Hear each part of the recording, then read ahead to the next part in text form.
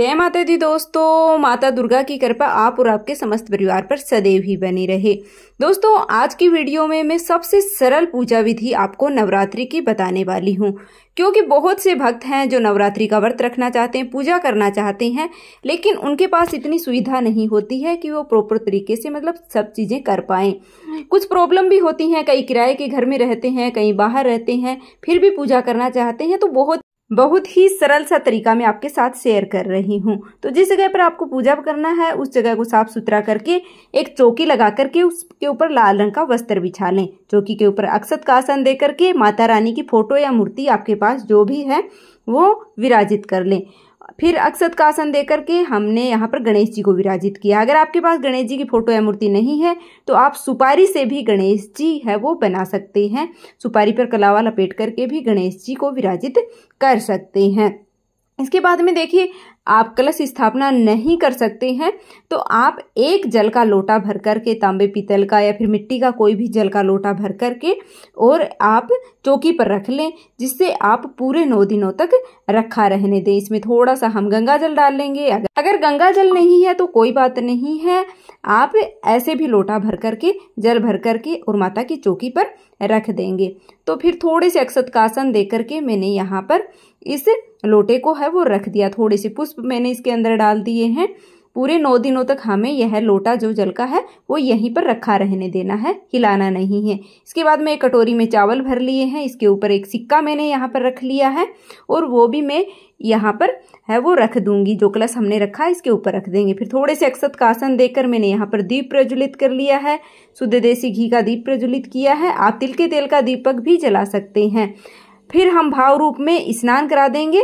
तो जल के छींटे देकर भाव रूप में स्नान करा दिया है। फिर हाथ जोड़ करके हम पूजा के लिए, व्रत के लिए संकल्प लेंगे। आप जिस तरह से पूजा या व्रत करना चाहते हैं उस तरह से आप संकल्प लें कि मैं इतने दिनों का व्रत कर रहा हूँ या फिर पूजा कर रही हूँ, व्रत नहीं रख रहे हैं, उस हिसाब से आपको संकल्प लेना है।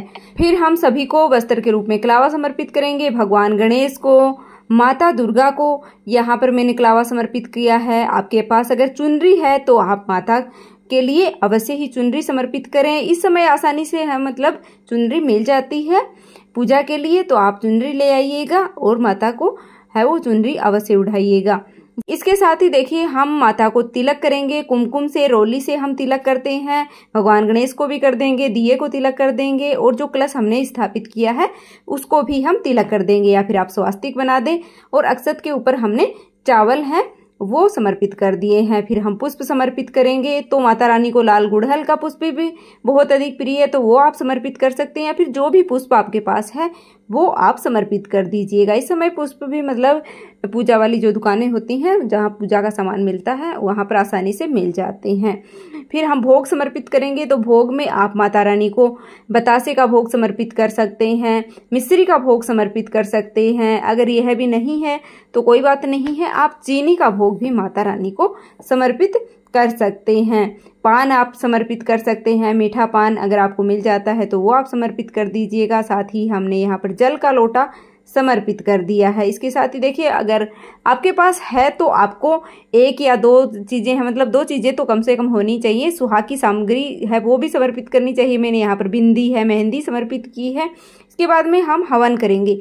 तो आपके पास गाय के गोबर के उपले नहीं है तो आप कपूर जला करके और छोटा सा हवन यहाँ पर अग्नि में भोग हमें समर्पित करना होता है, जो कि सीधा देवी देवताओं को मिलता है। नवरात्रि में अग्नि में भोग समर्पित करना बहुत ही शुभ माना जाता है। तो यहाँ पर जो भी भोग प्रसाद आपने चढ़ाया है वो आप कपूर जला करके और उसके ऊपर हम चढ़ा देंगे। आप लोगों के जोड़े भी हैं वो समर्पित कर दीजिएगा। फिर हम सभी की प्रेम पूर्वक आरती करेंगे, धूप दीप दिखा करके माता रानी की, भगवान गणेश की, सभी की हम प्रेम पूर्वक आरती कर लेंगे। फिर दक्षिणा हम समर्पित कर देंगे। तो यथासंभव हमें दक्षिणा अवश्य रूप से समर्पित करनी है। आप पहले दिन, लास्ट के दिन, किसी भी दिन कर सकते हैं। हाथ जोड़ करके अगर हमारी पूजा में कोई कमी रही है तो उसके लिए क्षमा प्रार्थना कर लेंगे और जो भी हमारी मनोकामना है उसको पूर्ण करने के लिए हम माता से प्रार्थना करेंगे। और फिर हाथ में थोड़ा सा जल लेकर के हम 2 बार चौकी के ऊपर से उपहार देंगे। तो इस तरह से हमारे पहले दिन की स्थापना और पूजा है वो पूर्ण हो जाती है। इसी तरीके से हमें रोज है वो सरल तरीके से पूजन करना होता है। स्थापना हमें पहले दिन करनी होती है और फिर पूजन हमें रोज सरल तरीके से करना होता है। तो उम्मीद है कि आपको यह वीडियो पसंद आई होगी। नवरात्रि की संपूर्ण वीडियो है, संपूर्ण जानकारी की वीडियो है, वो चैनल पर उपलब्ध है, अपलोड कर दी गई है। तो आप विजिट करके देख लीजिएगा। कमेंट बॉक्स में जय माता दी अवश्य लिख दीजिएगा।